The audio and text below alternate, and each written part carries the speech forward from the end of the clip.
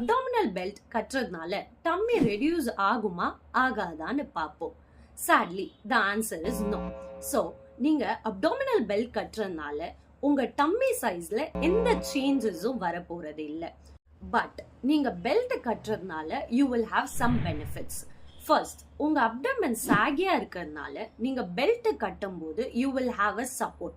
So இந்த support இருக்கிறதுனால நீங்க நடக்கும் போதோ மூவ்மெண்ட் பண்ணும் போதோ யூ கேன் ஃபீல் பெட்டர்.